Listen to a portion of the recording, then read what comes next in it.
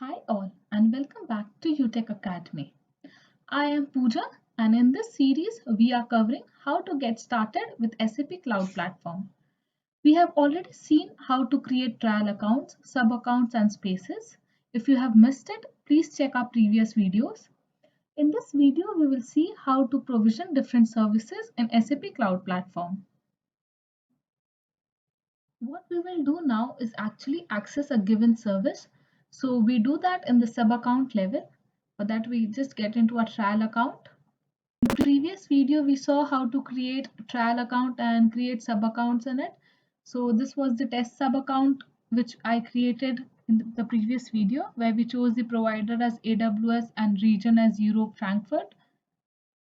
In the entitlements we can see the services which are provided to us. So now we can actually see what are the entitlements for us. We can either see in global level or in sub account level. Let's first check in the global level.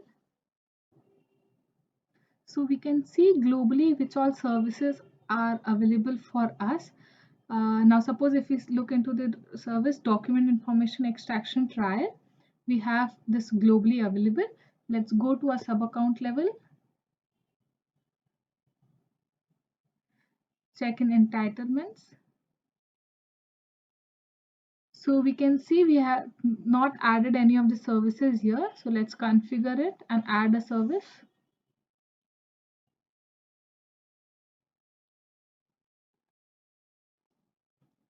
Okay, so let's add it over here and just save it.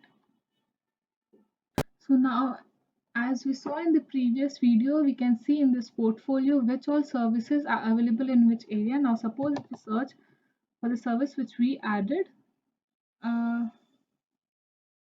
we can see document information extraction is available only in Europe, Frankfurt and Japan, Tokyo.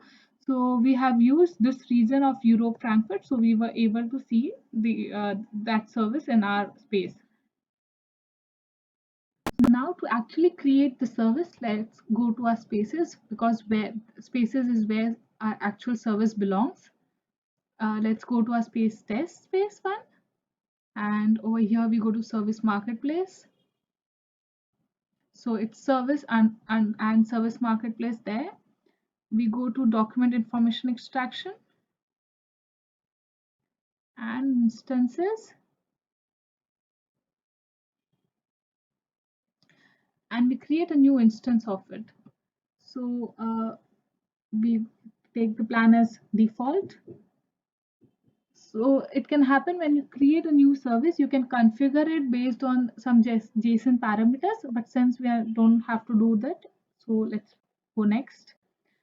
Now in this option, we can see assign application is suppose if you are having any application already made, you can bind the service to that application. In our case, we don't want to do it. So next, and let's give an instance name. So suppose as test, and let's finish it. So this created a service for us. Now what we actually want to do is to get access to the service. So for that we need a service key, or what we can actually do is even bind an instance. So binding an instance to an application, it directly creates a service key for us. Now in our case, we'll create the service key manually. So service key allows you to access the service. We need to give a name to the service, that can be any name. So just now we can see a service key has been created. So it's basically a set of JSON that contains all the credentials and URLs so that we can connect to our service. So on the top we can see it's basically a URL that contains or give access to the actual trial service. Along with this URL, we can see we need to have authorization to access the service. So in the UA section of the service key, we get the credentials as in the client ID, client secret, and everything which will help us to connect to our services. So yeah, that was it for this video. So what we saw is how to provision a service, how to create instance of it, how to create the service keys, and how can we use a service having authorization and access to it. So in the next video, we'll see how to create roles and assign roles to users.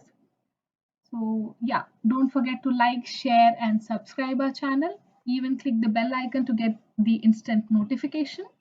Happy learning!